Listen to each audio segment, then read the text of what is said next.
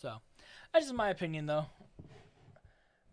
Okay, so the last thing for the Apple topics I do want to talk about is the Apple One subscription services.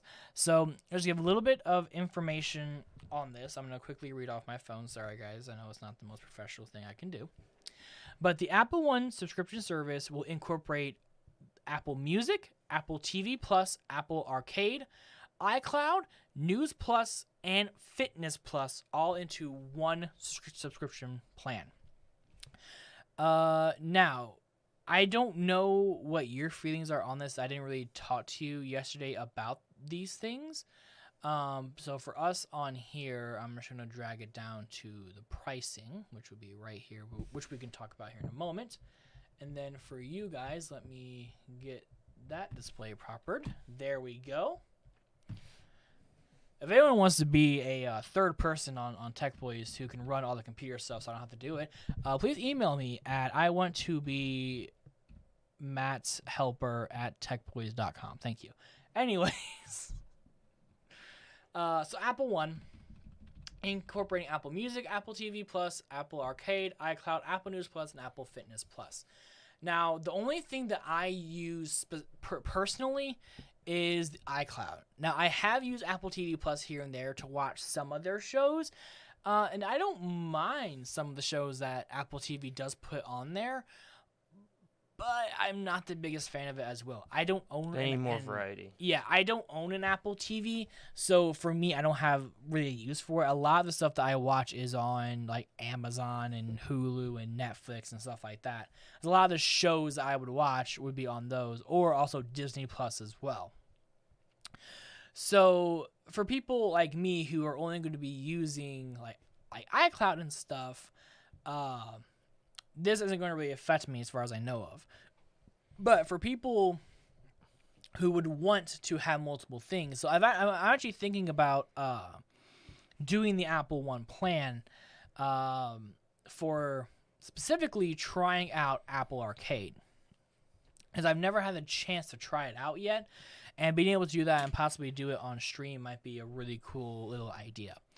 Now, here is like the big thing is going to be the prices. So for an individual is going to be $14.95 per month.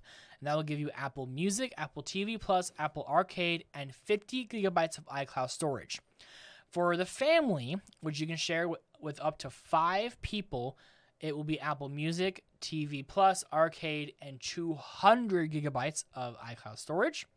Or you can have the Premier, which can still be shared with 5 other people.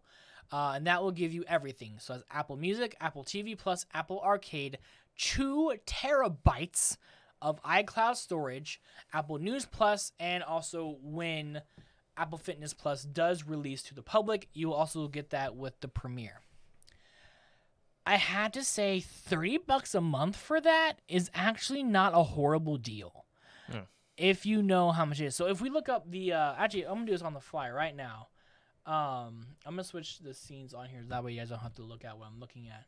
But if we look up the iCloud prices right now. For 50 gigs, it's $1. Yeah. Well, that's the thing That's just for, just about. iCloud. Let me, here it is.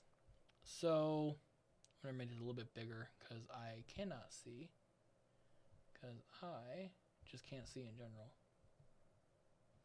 There we go. So if we look on here, for just talking in USD, for 50 gigabytes of storage, it is 99 cents, or it's like $1.10 with tax. If you strictly only need iCloud storage, I still think that the 200 gigs is still the best bang for the buck. Since I know for Google, I have 100 gigs, I think, and it's like $1.99. So for $1 more for 200 gigs, I don't think that is that bad of a price. And also, since iCloud backs everything up, I think it's like once a week, or you can change it depending on your likeness. But that's always a nice thing to have. And to have 2 terabytes of storage, it is $9.99. So right there, if you're just needing the 2 terabytes of storage, for the premier price on the Apple One stuff, if we subtract $9.99 on there, that means for $20 per month, you are getting Fitness Plus, News Plus, Arcade, TV Plus, and music. Good deal. So, it says you save $25 per month. I'm guessing. Does it say on there? I'm gonna scroll down on this thing over here, live with you guys. I don't know if it tells us the prices on here of each one individually. It probably doesn't, or it might at the very bottom. Apple Music is $9.99 a month. Okay. Apple TV Plus is $4.99. So those two alone equals the price. Okay.